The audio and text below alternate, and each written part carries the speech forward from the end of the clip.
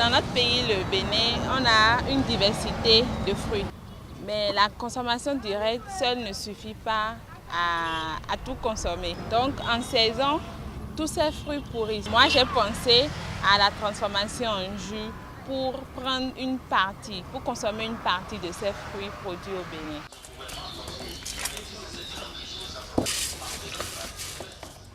Je suis partie de Saint-Méfran de Baobab.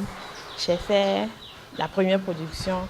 Les gens ont apprécié, les gens ont même acheté, mes proches ont acheté pour pouvoir m'encourager à évoluer. Et c'est de là, de petite production, on est passé à la grande production. En faisant des économies, en investissant chaque fois les économies là dans les bénéfices plutôt, dans l'achat de nouveaux équipements et afin d'agrandir un peu plus la capacité de production.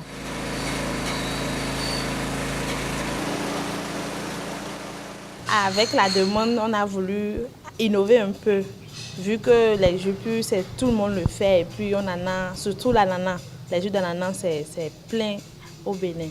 Donc nous faisons des cocktails pour mettre un peu plus de particularité, pour innover un peu plus.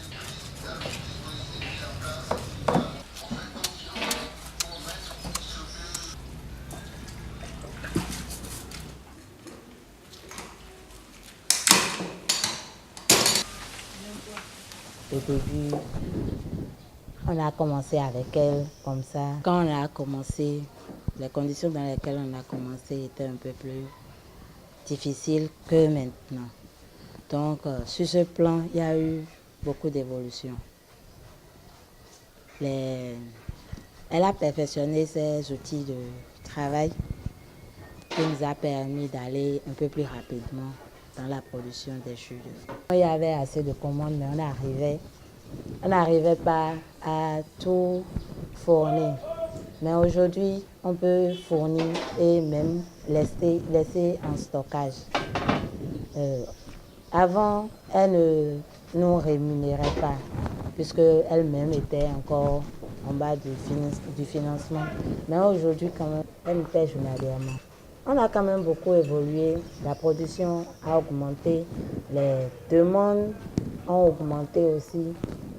Et puis, je crois que les gens s'intéressent à son travail puisqu'elle arrive à employer. Au début de cette activité, on n'y croyait vraiment pas parce qu'il y avait beaucoup de producteurs déjà sur le marché, en fait, dans la commercialisation des jus de fruits. Donc, c'est bien après qu'elle a vraiment su nous montrer qu'elle pouvait faire une différence sur ce marché avec sa détermination et surtout par la qualité de ses produits. Par exemple, chez nous, on fait des cocktails de jus de fruits et on utilise beaucoup plus la saveur citronnelle. Vous ne retrouverez pas cela sur le marché. Bon, en fait, au début, on était les seuls à le faire. Dans l'entrepreneuriat agroalimentaire, il y a vraiment de l'avenir. Mais ceux qui y vont vers l'entrepreneuriat agroalimentaire, c'est ceux qui sont courageux. Ceux qui ne se découragent pas, parce que ce n'est pas facile, surtout les débuts. Trois grands conseils à mes frères qui aspirent à l'entrepreneuriat agroalimentaire. C'est d'abord avoir une idée de base qui vous appartient. Ne pas copier ce que les autres font déjà. Ajouter une touche particulière, innover un peu et ne pas se décourager même si ça ne va pas. Foncer, évoluer et ensuite prier pour que l'activité prospère encore plus.